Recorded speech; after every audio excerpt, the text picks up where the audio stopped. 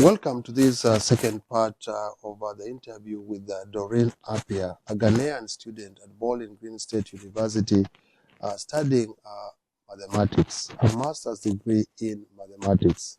It's an interesting one because we're just learning more about math. Actually, mathematics can be done even without numbers.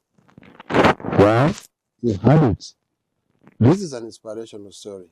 And Doreen, I know you came from Ghana, and you say you grew up in Accra. How different is life here compared to Accra, Ghana? Well, there are so many differences when you want to talk about them. What comes to mind? First of all, transport system. When you go to Accra, we have our minibuses here and there. There's so much noise in Accra. Yeah, everybody's yelling and Yes. Yeah, you hear the conductor here and there, like calling out for passengers. They even fight over us. Yes, but then here it looks like everybody has a car.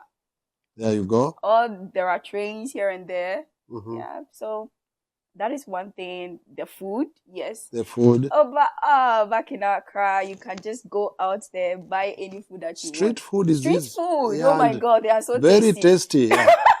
They are so tasty. Over here, you have to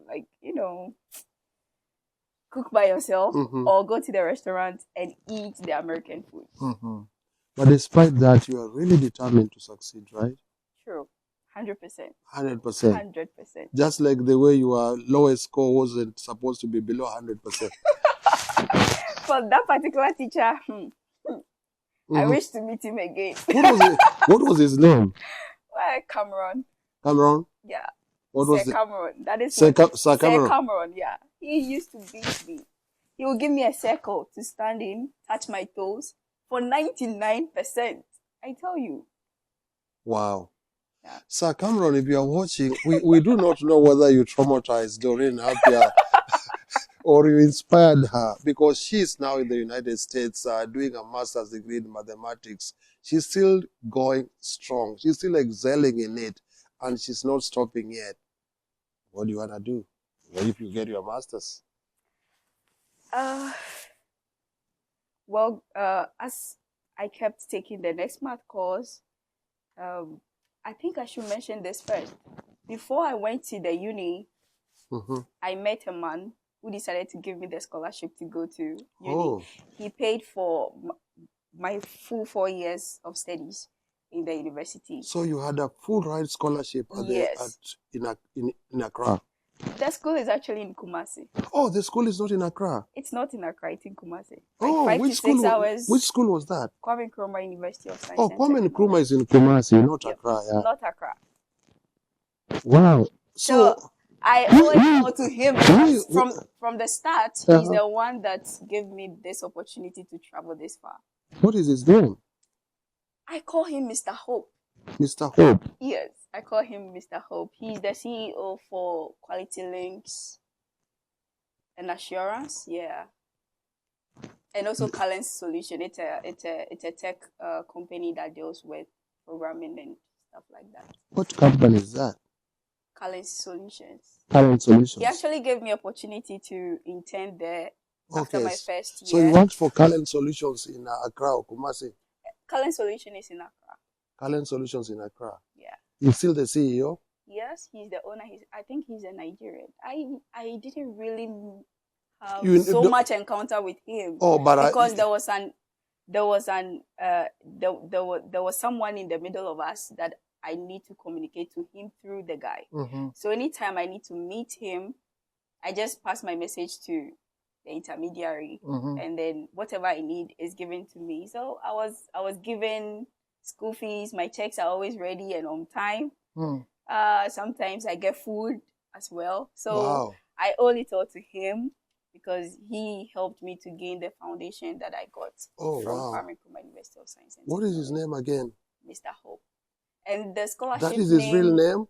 I think so. Mr. Hope, if you're watching, some of the students you've been able to educate or pay tuition fees for. One of Grey Station Foundation. That's the name of the foundation. Grey State. Great Grace Station Foundation. Grace State. Grace Station Foundation. Oh, that's the name of his foundation that gives the scholarship. Grace Station Foundation. Yes. So you apply for it, or they go looking for students who have excelled? It's a long story. I did not apply for it. It was wow. It was someone I think someone told me he knows someone who knows the man, and then we went through that channel. Story. Yeah, went through that channel. I met him, and the very first time we met, he was willing to give me my check to go to school. Yeah, and that was it. I went to school because he was also baffled that a lady at that time I was very tiny as I was, want to go and read mathematics, and I think that was something interesting he wanted to like take part of. Wow, amazing. So Grace Station Foundation in Ghana, Mr. Hope, you've inspired, us listening to the story being told by Doreen Appiah, and we must say this, we are thankful, and we hope that our other students will be inspired to take mathematics, particularly girls in Africa, because indeed mathematics and other STEM courses are for everybody. We need affirmative action like that one of the Grace Station Foundation. Amazing. Amazing. But now you're in the US. Yeah. How did you even come here? Was it still the Grace Station Foundation? No, that was not from them. But so right after graduation, I was employed as a secretary to my head of department at the math department at. They didn't want you to leave. Oh well, you see, they didn't want you to leave. Not really. It's a mandatory service to the nation. After 4 years of studies in college, you have to serve your nation for a year. That is what we call the national service. So for me, I was given the position as administrative assistant to the HOD, in my department. So that is where I was for a year, and then before the year ended, I had a chance to also apply to a school called African Institute for Mathematical Sciences. It's a Pan-African school that wants to help people in STEM realize research areas of interest to them. They feel like after your bachelor's degree, you should do more. So I applied to that school, and I got a scholarship. I got there.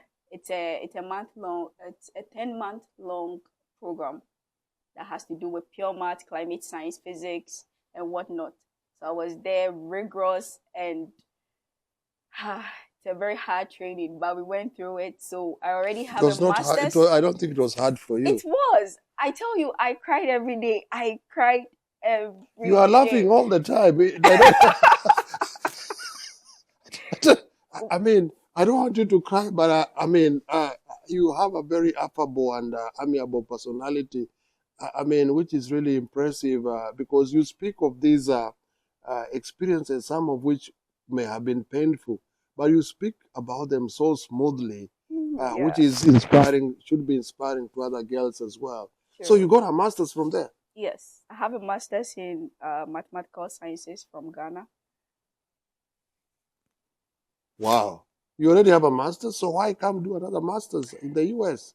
So back at Ames, I got the interest to learn math and be able to develop mathematical models that can be used to solve climate science problems. Oh. So that is where the passion of doing maths in a higher level came in. So from there I applied. I really wanted to come here and do applied math, but they were like, can you do pure math? I said, well, I can. You are very good at pure maths. Don't say it that way. Don't say it that way. So I got the opportunity to do pure math, so I came to do the pure math. And I'm still in it, and I'm still excelling. You're still excelling? Yeah. You're still scoring 100%. No way. Okay. Truth be told, one of my classes last semester, I got 101 over 100. Okay, so it's not 100%. It's now 101%. Did you hear that, viewers? If you are not inspired by Doreen Appiah's story, a girl from Ghana rocking it. The way they say it here, killing it in mathematics in the US. I don't know what inspires you. You should be. I mean, that's why we do these stories at Diaspora Scholars TV. And we go deep into every school in rural Ohio and beyond, just to make sure that we provide a voice to students. We provide a platform to them to share their experiences, and above all, to mentor each other. Ooh, that is very inspirational. Where do you want to go? Do you want to go for PhD? Okay. That's a good question. Every time somebody says that's a good question, they mean the opposite. Yeah, well, that could be true. But the thing is, I feel like I've been going to school my whole life. So I mean, you are still very young. Yes, I am, but not too young as you may think. Because I look small, people think I'm really young, but not too young. You can't say you are old either. Well, with the way I look, people will not even believe if I said I was old. So, people won't believe it if I said I was old. Viewers, do you think Doreen should continue with school? You can comment down below. So anyway, what do you want to do? Let me tell you a story. So we are here for stories. 3 weeks ago, I met my graduate coordinator, Dr. Ben Ward, discussing my future with him. And he asked me a question, Doreen, do you have plans after here?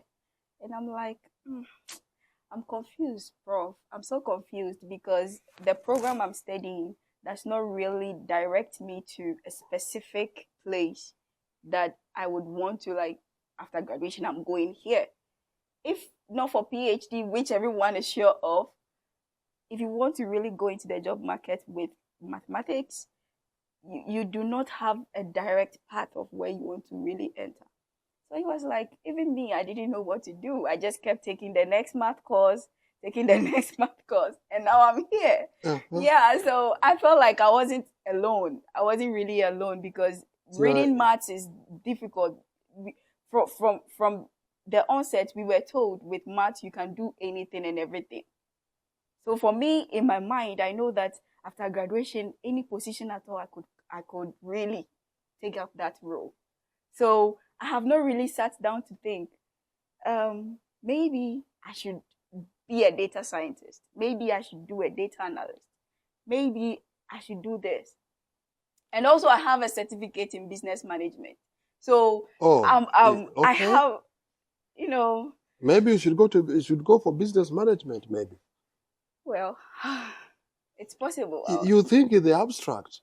I think probably that's why it's not easy to have a particular thing to go for, because you think in the abstract, and you probably try to solve problems that are so interconnected that eventually there's no single thing maybe that you need to go to. But what was the conclusion with your director or advisor? Did you eventually settle at some point, or that's a deferred decision? So for now, after graduation, I feel like I should work. I'll go to the job market, find a job where I could work, like put to use the knowledge I've acquired throughout these years, because I feel like I've learned a lot. You must have learned a lot. Yeah, and I want to be able to use them.